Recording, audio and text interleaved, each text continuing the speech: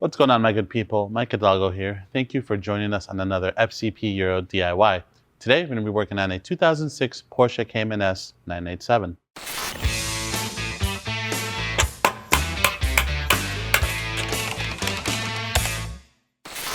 Today, on the Cayman behind me, we're going to be covering how to replace your front struts. This DIY is going to be applicable to your 996, 997, 986, and 987 models. Today we have Bilstein B6s in front of us paired with a Lemporter strut mount kit, as well as some of the hardware you're going to need to do this DIY. All these parts available on fcpo.com, along with other strut and coilover options. Typically, these are going to last you anywhere from 60 to 100,000 miles. It really depends on the kind of driving your car does. The example behind this is nearing 100,000 miles on its factory suspension, and by the looks of it, almost looks like it's lower just due to how blown out and worn out the front struts are. Along with the struts, we have Lemporter mounts, we have new collars, which can be reused from your old suspension. There's a couple other components you can either replace or use, which we'll talk about as we go through this DIY.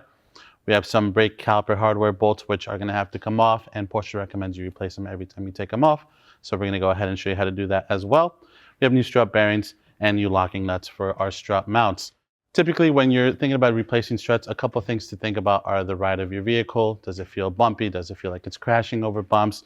Oftentimes, you'll get a little bit of a grinding noise from the bearings as they age, as they dry up and the grease goes away.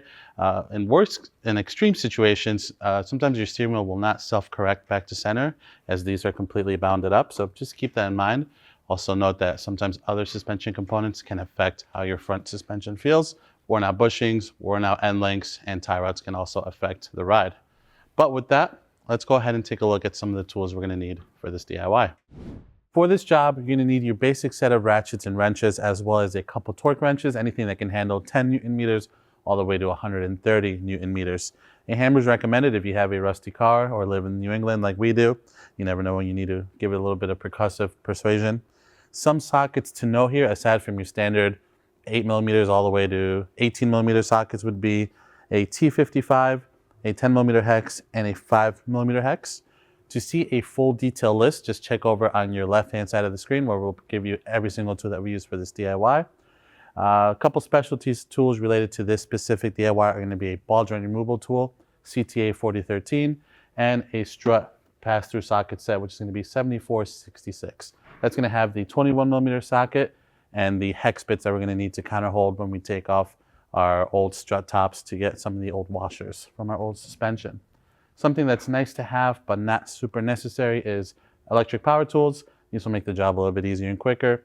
Some penetrating fluid for the rusty hardware, and some painter's tape for your fender. One thing that's super important to know is using a spring compressor can be dangerous. If you've never used one before or you're not comfortable using one, I highly suggest you take your new struts and old struts, take them to your local shop around the corner.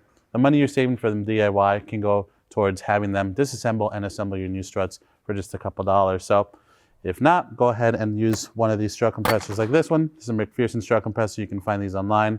Adjustable, and you can set them to the sizes that you need. This one requires a 21 millimeter socket, and our ball joint removal tool requires a 24 millimeter socket or wrench. Last thing to note is going to be a floor jack for those of you working at home in the garage or in the driveway. And if you're using a lift like we are today, a screw jack is going to be your friend.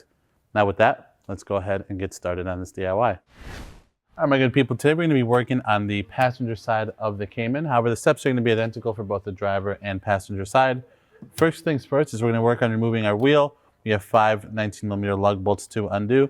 If you don't have an impact gun, I suggest you break these first on the ground with your breaker bar. Once you've cracked them loose, then you can jack up the vehicle and remove the lug bolts the rest of the way. Be mindful, once you get to the last one, the wheel's going to want to fall. So just brace it and then pull it off gently.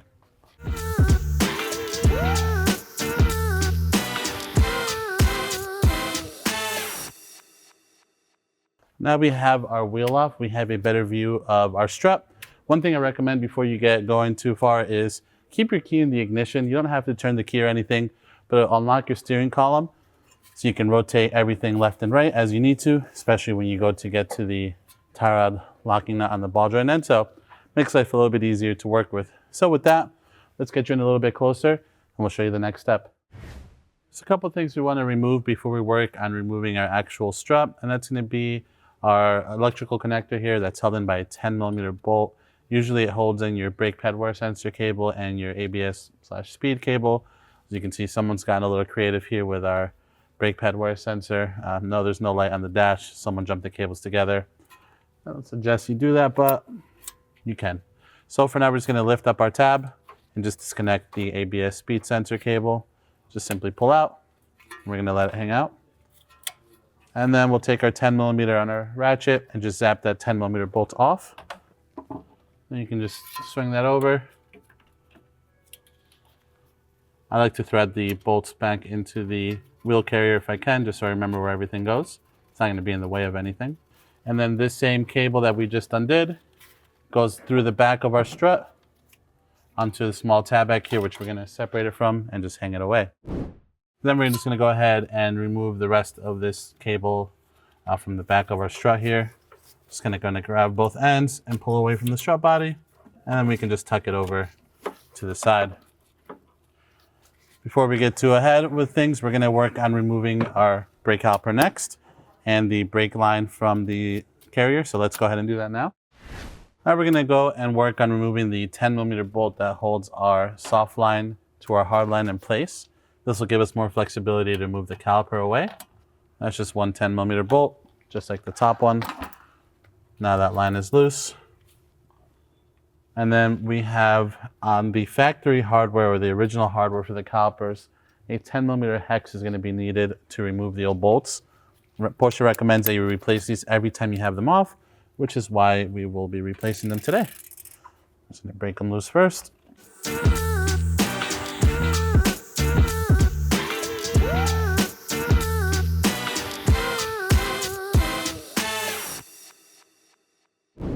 Now we have our caliper bolts undone. We're going to remove our caliper and hang it off to the side. Typically when you're hanging your brake caliper, a good spot is to hang them off with a strut here. But since we're going to be removing it, that is no longer an option. So what we're going to use is this small tab on the back where our ABS or our harness end, where our ABS cable and our brake pad wear cable plug into, as well as where one of our gutter drains out. So small hook back there. We're going to use the caliper hanger hook today. A bungee cord will work as well, or a zip tie, whatever you have handy and at your disposal. And we're just going to work the caliper off. And we'll hang it off to the side.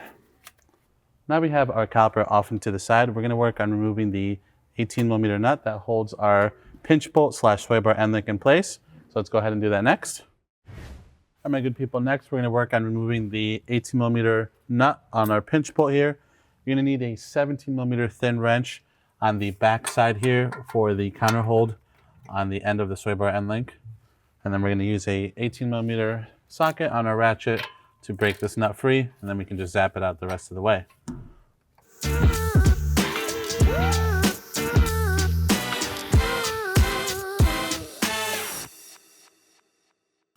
We can take our wrench out. And then as we want to, we can work on pulling that end link bolt out later. But for now, we'll keep it in there. We're going to work on undoing the end, our ball joint end of our outer tie rod here up on the wheel carrier so that we have a little bit more play when it comes to removing the strut. So let's grab our 19 millimeter socket and get that off next. There's a couple ways you can remove your tie rod end. Now keep in mind, hardware changes between factory and replacement aftermarket or OE parts. In this case, this car is equipped with TRW tie rods. The locking nut is a 19 mil. The factory hardware is an 18 mil. Sometimes they have a counter hold. It can be a T30, it can be a 5 millimeter hex. The TRW happens to use a 5 millimeter hex as a counter hold. And then you can use a 19 millimeter wrench to undo it. In this case, these are fairly new, so I'm hoping that I can just break the nut free and then pop the end out. But if not, we'll use the counter hold in the wrench. For now, I'm just going to break the 19 free on a ratchet. And then I'm going to try to zap the nut off the rest of the way with our electric ratchet. And if we're really lucky, I'll straighten this back out a bit and this ball joint end will pop out. But we're not that lucky, and we already knew that was going to happen. So that's why we have our ball joint removal tool. We're going to go ahead and set that up now. I recommend that you thread your nut back on a little bit. That way when the ball joint is released, it doesn't just swing out and you risk hurting yourself or hitting something in the surrounding area. So just a couple threads on the nut is all you need. And we're going to take our ball joint removal tool. Just be mindful when you're putting in the forked end that you're not hurting the boot on the tie rod end too much, or that you're not breaking it or popping it off its seal. If you're replacing your tie rod, then go wild. But in this case, we're trying to save it, so we're just going to be really gentle with how we work it in. Once it's got a decent bite, we can set our bolt up a little bit, take some of the tension off, or give it some tension, I should say. And then that's going to require a 24mm socket or wrench, whichever one you want to use. Today we're going to use a socket on our Milwaukee. This is our personal shop tool. If you're renting one, you might just want to use a wrench.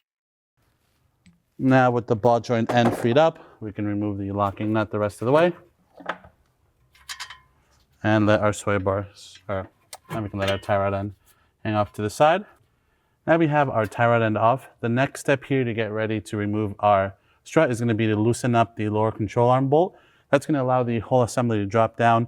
There's a couple ways to do this job. If you look at our 996 coilover install video, we removed the whole assembly with the lower control arms. Our 997, we did kind of a hybrid.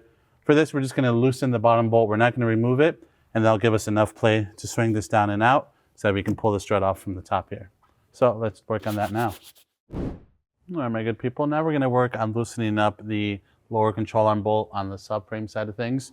That bolt has a 16mm head and an 18mm nut. You can use a combination of wrenches and ratchets to counterhold. We're going to use an 18mm wrench on the nut, and we'll use a 16mm socket on the head of the bolt.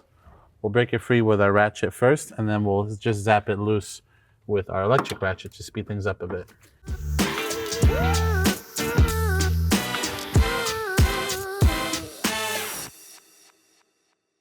And we don't need to remove the bolt, we're simply loosening it up.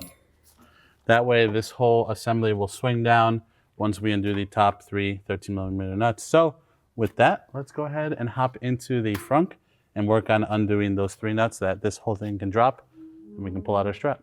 All right, my good people, under the hood here, we're going to work on removing a couple panels to access the 3 13mm locking nuts on the top of our strut mount. Typically on the battery cover, you have 2 tabs that you rotate 90 degrees to unlock. This one's a little bit worse for wear, as you can see. So we're just going to go ahead and pull it up and off. We'll throw it in the front here. Next, we have this panel over here to our right, your left. Just lift up, same thing. Just has a couple little tabs on the back that lock into the cowl here. Go ahead and set that to the side.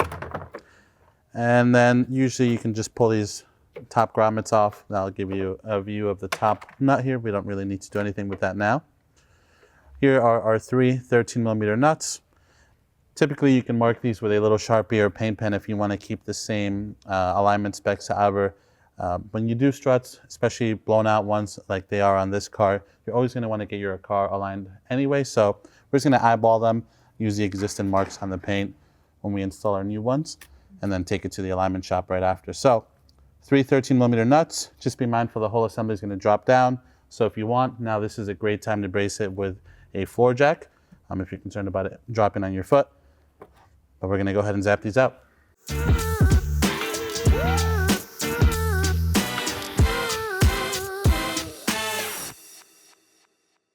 Since we have our sway bar end link still going through our strut, it's not dropping in full, which is fine. So now with that, let's head back into the wheel well and work on pulling the strut out. Now we're back in the wheel well, my good people. Before we work on pulling our strut and removing the pinch pull end of our sway bar end link, we're going to protect our fender a bit, just as insurance, using some painter's tape. Never hurts to put a little bit of this on here. Keep from scratching the paint when you're installing and removing your struts. All right, that'll be fine for what we're working with here. So now with that, we're just going to kind of wiggle this whole assembly a bit while we pull the sway bar end link pinch pull portion of this out of our wheel carrier here.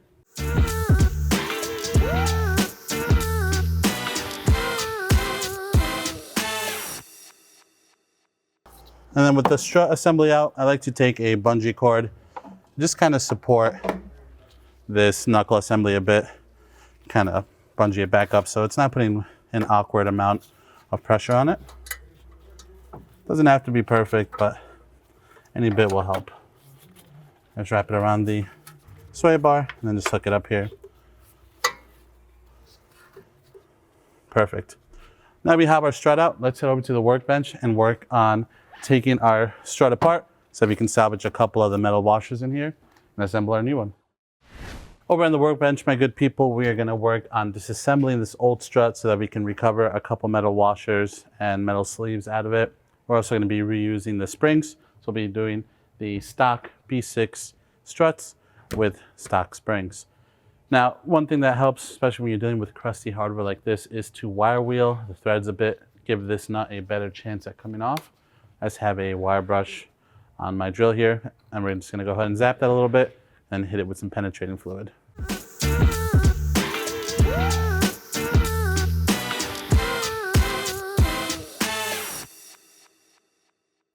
All right, it's not going to be perfect, but with some of that crush removed, it'll make life easier. I'm going to hit it with a little bit of penetrating spray. And for this, we're going to be using the 21mm socket out of our pass-through set. And then we're also going to be using the 7mm hex. That's going to be used to kind of hold this old crusty strut. So just make sure that your hex bit goes in all the way. The last thing you want to do is break the end on the tool and or strip the end on the old strut here, making it impossible to get this off. If you're not using a pass-through set like we are today, something that you can do instead is use a regular 7mm hex and then use a 21mm wrench to kind of hold and break this free. So you can do it a couple ways, but this tool makes life so much easier. So we're going to set that up now. We put our 21mm socket on, 7mm hex bit on. We'll give it a couple love taps to make sure it's seated in all the way. This is a hammer. I don't know what you're talking about. With that, we can take our wrench, set that for removal, and we can take our counter hold. A 1/2" thread ratchet will work on this as well. We'll just set that like so, and we'll let the table do our counter holding for us. All right, that's going to be good for now, just to get us started. Now we're going to use our spring compressor tool, set that up, and then we'll remove that nut the rest of the way. So there's a couple types of spring compressors you can use. There's the traditional hook style ones. I'm not a huge fan of these. They can be a bit sketchy, although these have a lock on them, which makes them a little bit better to use. Today we're going to use our McPherson strut tool. And again, if you don't have these tools, you're not comfortable doing this at home, just take them to your local shop around the corner, have them disassemble and assemble your struts for you.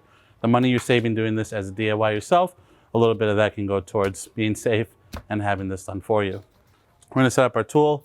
It's a bit heavy and bulky to move around with this, I call it a Christmas tree or cone-shaped spring that we have on here. It's not even, meaning the coil on the bottom is a lot bigger than the coil on the top.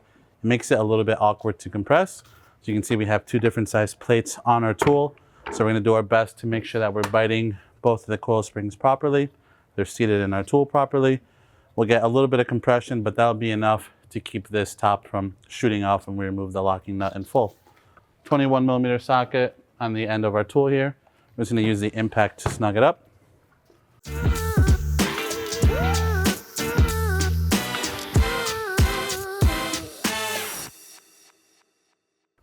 All right, this is going to be as far as we go, or as far as this tool will let us go.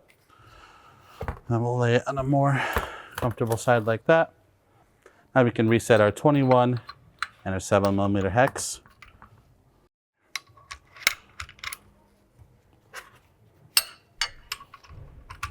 And remove this locking nut the rest of the way.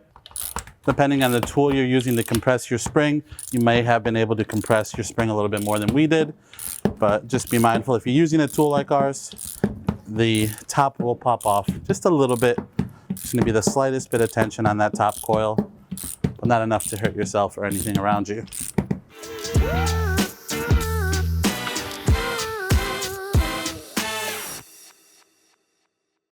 First washer, we're going to be saving. We're going to be reusing that. We can take our strut mount off. We can reuse this coil spring insulator. These are typically always in pretty good shape and are reusable. And then on our old strut mount, we're going to be reusing this metal washer. This just sits on top of the bearing. You're going to have to separate the inner plastic portion of that race from the metal washer itself. Something like that. We're going to clean this up and hang on to that. This can be disposed of. We're We're gonna hang on to our coil spring. And then our coil spring is out. And for those of you with an eagle eye, you may know that our coil spring looks a little bit funny. And that is because the bottom portion of it has broken off. What happened here is the car was driven too long on these blown out struts. There was nothing left of the bump stop to absorb the shock compressing all the way in, meaning that all the tension was on the coil spring, and you factor that in with a little bit of dirt, water, rust, whatever, over the years accumulating at the bottom. It just snapped the bottom of the coil spring off. So we have new coil springs, which we're going to be replacing in pairs. Always do them in pairs, just like any other suspension work. This is a little bit more like it. You can see we're missing quite a bit here, just to give you a rough comparison. So what I'm going to do is I'm going to remove the tool from this old broken spring. We'll compress our new spring, and then we'll get it ready to situate on our new B6.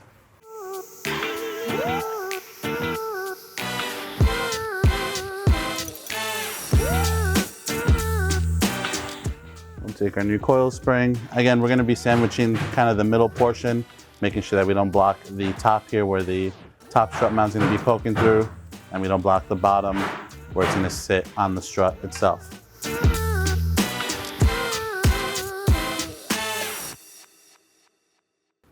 All right, we have our new spring compressed, ready to rock and roll. We're going to bring over our strut assembly. And again, the bottom of the plate has a small flat on it. That's where the bottom of the coil spring is going to butt up to. So this is going to be critical once you tighten everything up. For now, everything's going to be a little loose. We'll have some room to adjust it, but just keep that in mind when you set your coil spring in for its final place. There we go. We're going to take one of our washers that we're reusing, set that down into place. Doesn't matter, they're both the same. You can use either one. We're going to take our new strut mount. It's important to note on the strut mounts there are two arrows pointing left and right, if you will. One of them is going to be facing the front of the vehicle, the other one's going to be facing the rear. And if I remember correctly, these are usually the outboard studs. This one's the inboard one. So it's going to go up something like that on the passenger side, something like that on the driver's side. We'll take our metal ring that's going to sit on top of our strut bearing, which we are reusing. And then we're also going to be reusing the coil spring pad insulator. I'm going to notch up the end of the coil spring with the little butt here from the old formation on the old stuff. Not critical, but it'll make everything fit a little bit nicer. All right, then we can take our top washer. This one's going to sit like this with the concave facing up. That's going to go at the very top here. And then our new locking nut. All right, I have enough threads here where the spring is sitting in the right place. The bottom is in the right part of the perch here. Everything's looking good. Now we're going to grab our pass-through socket set again. And again, if you don't have this, a wrench and a counter hold tool will work fine. For this, we're going to be using the 6mm hex up top with the 21mm socket. Again, super important, whatever you're using to counter hold sits all the way inside the shaft here. Otherwise, you're going to risk stripping it, and then you're going to be in a world of hurt. So just take it easy, get the tool situated properly, and then you can rock and roll.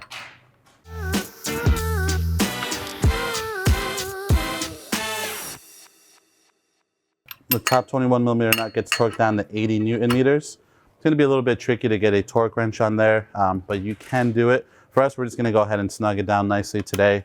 We should be able to replicate 80 Newton meters by hand easily. You'll also feel the locking nut just bottom out. At that point, it's not going to be able to go anymore.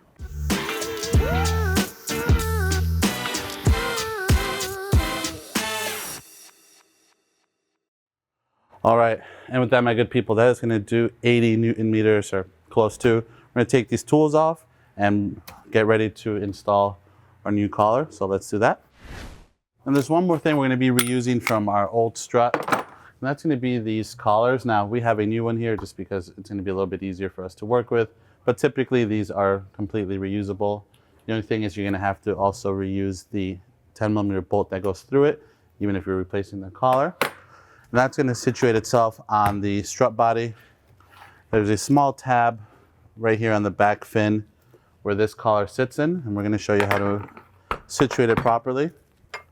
Essentially, once it pinches down, it's going to sit on there, and that's going to set the height for how far this strut is going to go into the wheel carrier. So pretty nice design. You'll know that the strut's all the way in when that's nice and bottomed out. And again, you can totally reuse these. We're just gonna grab our old unit and steal the 10mm nut, or 10mm bolt that's still holding ours in place. Here's a better view before I take this one apart of what this looks like. You can see the inboard side is resting on that small tab. Again, setting the height. So pretty straightforward.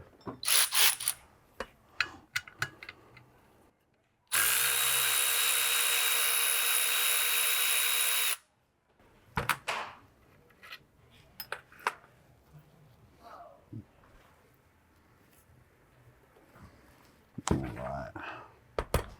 And we'll take our new collar and we'll situate it. And then another thing to note, if you're unsure of which way this should go on, there's one side of this collar that's a bit wider than the other. The wider side is gonna sit on the tab. So just make sure you have them lined up properly. So we'll take our collar, we'll feed it on. Again, thicker side on the tab side. We're gonna take our 10mm bolt, get that fed through. And then we're just gonna snug it up using the electric ratchet. 10 Newton meters or so should be enough for the small 10mm bolt. And we're just gonna make sure that the collar sits properly on the tab here. You can almost see there's a notch in it for where it's gonna sit. And then we'll just snug it down. All right. And now we have a fully assembled strut ready to rock and roll. So let's go ahead and head back over to the Cayman and feed it in. All right, my good people, we're back at the Cayman. We're gonna work on removing our bungee cord that was helping support this assembly up a little bit. I'm just gonna let it rest like that for a moment. Now we're gonna feed our strut back into our carrier. Again, the fin facing back, it's the only way it can go in. Be mindful of your fender. We're just gonna feed it in. And then if you can, now would be a good point to get the sway bar end link pinch bolt back through. So at this point, we have our screw jack set up. For those of you following along at home, a floor jack is arguably going to be easier. We're just doing this up high so we can show you a better view of everything. Our strut plate is lined up, meaning the arrows are pointing front and back. That's going to be the top 2 slots on the strut tower. And then the third one without any arrows is going to be the inboard stud that goes through our strut tower. The screw jack is going to allow us to feed that up into the hole, as well as setting the ride height so we can tighten the lower control arm bolts. So let's go ahead and just simply start feeding everything up. We'll line it up top. We're not really worried about the camber setting just yet. And then we'll work on tightening down the pinch bolt and the lower control arm. So let's do that now.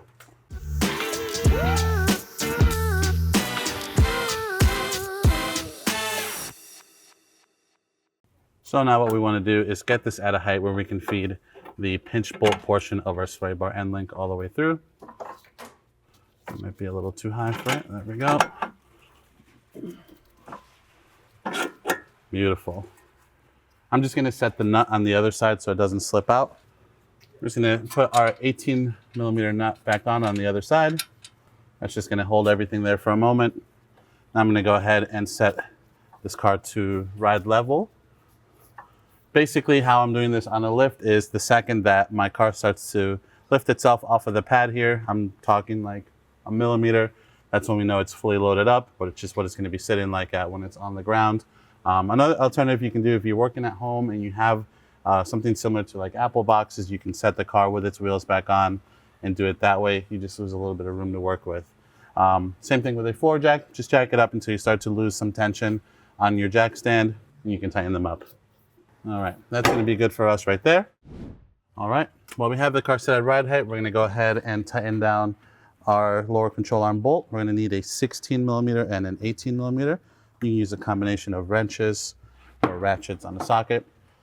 For right now, I'm just going to use the electric ratchet to snug it up, counter holding with an 18mm wrench and a 16mm socket on the ratchet. And then we'll switch over to the torque wrench and torque it down to the final 120 Newton meters.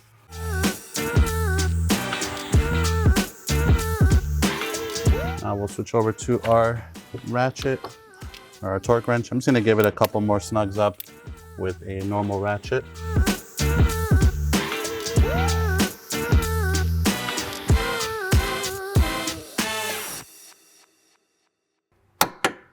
Beautiful.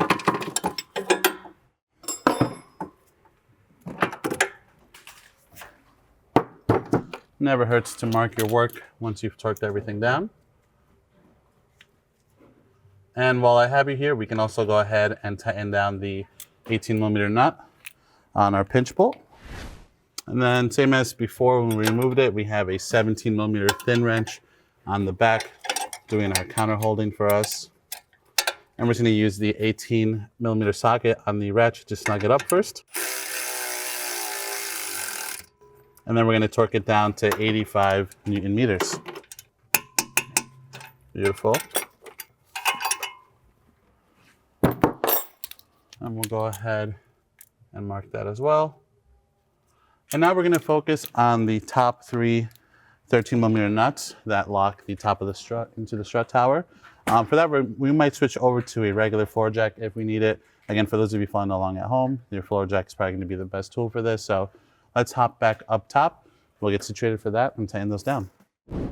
Back up top under the hood, front, call it what you like, my good people, we have our 3 studs poking out from our strut mount. Now, there's enough tension between the control arm and the sway bar holding everything up that we don't need a floor jack, but should you need a floor jack, you don't have to follow the steps like we are doing one-to-one. You can always work a little bit backwards and get these situated first. This is just how I like to do it. We're going to work on getting our new locking nuts started. We're going to use the old markings from the old nuts as our camber adjustment. This can slide front and back. You're going to have to get in alignment more than likely anyways after doing this job. They'll be able to dial it down for you once you get to that point. So for now, we're just going to get these roughly in the same spot that our old ones were in. And for those of you that are brave enough, you can take a Sharpie to the strut tower and mark the old ones before you remove them. So we're just going to line ours up as best as we can. We'll snug them up with the electric ratchet and a 13mm socket, and then we're going to torque them down to 33 Newton meters.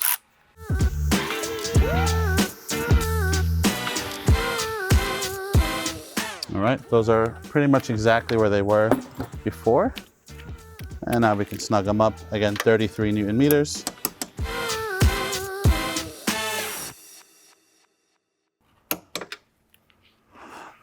And then even though these are probably gonna get changed when they get, when the car goes in for an alignment, I wanna mark them down, 1, just so that I know that I've torqued them, and 2, I'm curious to see if the shop actually moves them once the car gets aligned.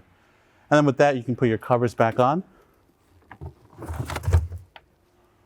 Again, these have some little tabs on the back that just kind of key into the cowl here. Pretty straightforward. They only go on one way. These are a little bit worse for wear. Hopefully yours don't look as bad. And tuck the other end under the seal here. We can take our battery cover, set that back on. And normally you have 2 locking tabs here, one on the other side, which kind of works. We'll lock those in, and then with that, we can head back into the wheel well and button up all the remainder bits and finish up this DIY. Now we're gonna put our tie rod end back on, my good people. I'm gonna line up our ball joint, get it fed through, and we'll get our 19mm locking nut, 18 if you still have factory hardware. And now that it's started, we're gonna go ahead and see if we get lucky using 19mm socket on our ratchet while I press up on the ball joint to see if we can snug it up without having to counter hold. But if not, we'll grab our counter hold tools and get that situated properly. Then we're gonna torque it down to 50 Newton meters.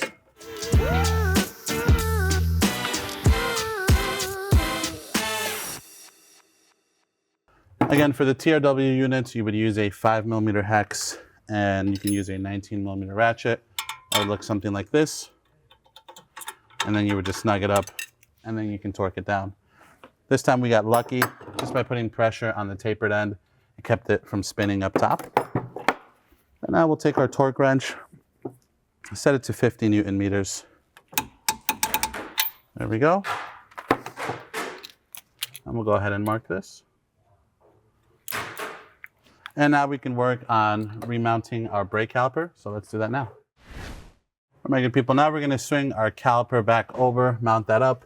Don't forget to take the hook off or bungee cord that you're using to hold it up.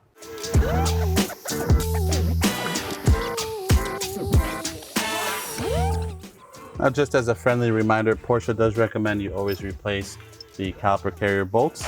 The new ones use a T55. The old ones are a 10mm hex.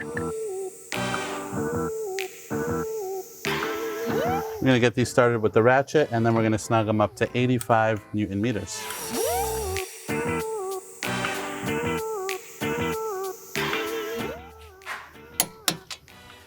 All right, with those situated, don't forget the last 10mm bolt that holds the hard line in place up against the wheel carrier.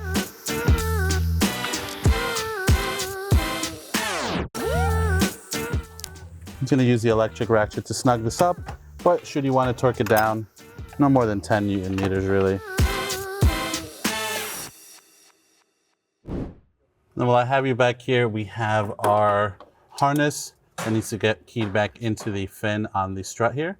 So just line those up and push it through. Now we can swing our harness over and reattach our, what would be our brake pad wear sensor and ABS sensor, which in our case, the brake pad one has been. We can also plug in our ABS cable and the brake pad wear sensor now, if you'd like. Lock this down. Get our 10mm started by hand.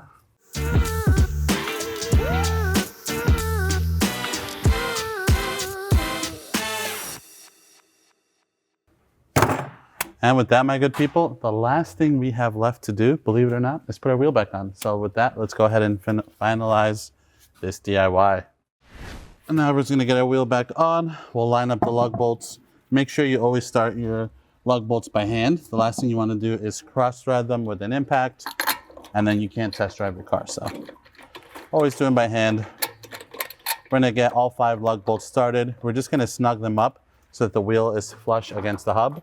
And then we'll put the car back on the ground and torque them.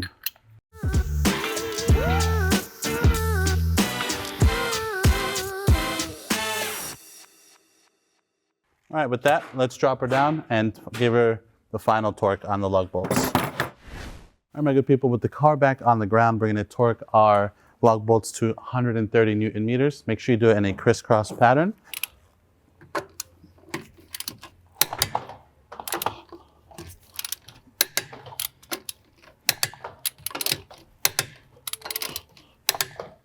And that is going to conclude this DIY for today. Overall, a pretty straightforward job on the Cayman. Again, 996, 997, 986, and 987 are all going to be the same process. Most important takeaway from this DIY is the compression of the springs. If you don't have the proper tools or you're not confident in doing that, make sure you get that situated at a shop. Then you can come back and finish up the DIY. If you like this video, please be sure to give it a thumbs up. If you have any questions or comments on what we did today, or there's a specific job you want to see us do on this chassis, drop that in the comments section below. And if you like this DIY and you want to see more like them, please consider subscribing. We make new ones all the time. As always, thank you so much for watching. We'll catch you in the next one.